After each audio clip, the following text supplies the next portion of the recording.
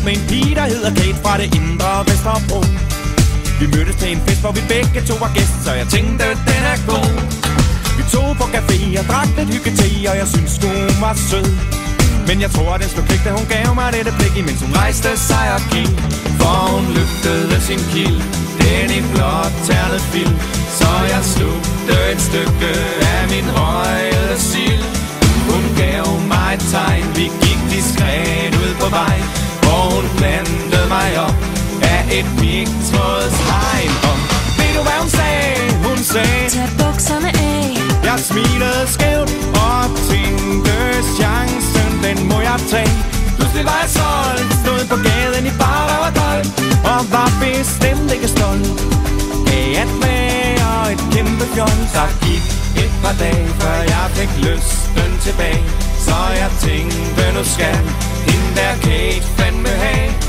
Jeg fandt hendes pris, hun var en ren dyrket gris, og den stod på side 9 i den blå avis. Jeg ringede op og gik vist lidt amok, stakkels Kate, hun fik et chok. For jeg synes det var på tide, at Kate, hun fik at vide, at vores date, den var et flop. Kate, hun var strid, hun sagde: tag og skrid, for du spilder sgu min tid, for jeg har fundet mig en fyr, en rigtig dejlig tyr, og nu er jeg gravid. Så lagde hun på, imens mit hjerte gik i stå.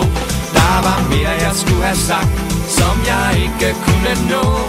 Jeg fik intet svar, men blev blot holdt for nar. Og Kate, den kække gris, hun var knap så rar. For ved du hvad hun sagde? Hun sagde: tag bukserne af. Jeg smilede skævt og tænkte, chancen den må jeg tage. Pludselig var jeg solgt, stod på gaden i bar og dold, og var bestemt ikke stolt af at være et kæmpe fjols. Jeg rejste en tid, det kunne ikke blive ved, jeg skulle prøve noget nyt. Så tog jeg til Tibet med piger, var det sket, for piger det er ydt.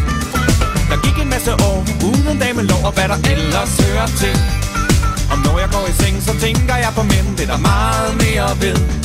Og drømmer om den dag, cirka 10 år tilbage, hvor jeg stod ude på gaden med bukserne af.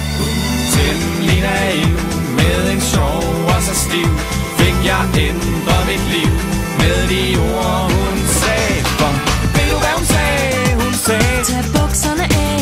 Jeg smilede skævt og tænkte, chancen den må jeg tage.